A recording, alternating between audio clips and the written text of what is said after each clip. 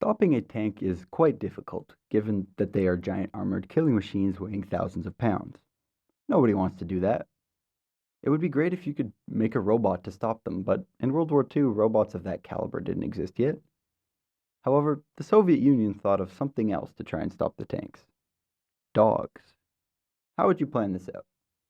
I'm not a dog trainer, but I can foresee some potential difficulties.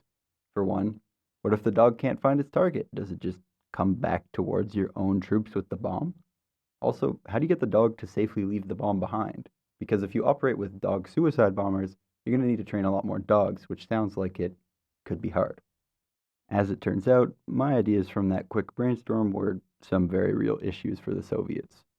What the Soviets wanted to do was train the dogs to blow up specific targets and come back. They could run under a tank, drop a bomb with a timer attached to it, and then come back safely. In reality, this meant that the dogs would fail to find the target, run back towards Soviet lines, and then potentially blow everyone up. After some testing, they decided that it was better to have suicide bomber dogs and just keep training more, rather than have all the trainers blown up alongside the dogs whenever there was an issue. The dogs were trained to dive under tanks, which would trigger the bomb and stop the tank. The Soviets weren't stupid. They tested the dogs in battlefield conditions, even playing explosion and gunshot noises to ensure that the comrades, dogs, would not get too spooked. Ready for deployment.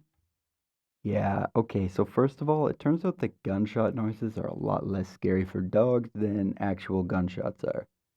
And as we already predicted, this led to some dogs getting scared and fleeing back into the Soviet trenches, which the other soldiers didn't really like, especially since the bombs didn't have any way to be disabled. Also, the Soviets forgot to move any of the tanks around during training. The dogs were fine to run under tanks that weren't moving, even if they were idling. But moving tanks were too scary. And it turns out in a battle, the tanks tend to be moving. The dogs were still able to blow up some tanks. They blew up some German tanks, and they also blew up some Soviet tanks. You see, it turns out that Germany and the Soviet Union didn't use the same type of tanks. You would think that they would be similar enough that it wouldn't matter for the dogs, but as it turns out, Soviet tanks run on diesel, and German tanks run on gasoline. Now, because dogs often rely on smell, they were actually more inclined to run under the familiar diesel Soviet tanks that they trained on. All this is not to say that the dogs were a failure. I mean, they did discontinue the program pretty fast, but the dogs did also succeed in taking out some German tanks.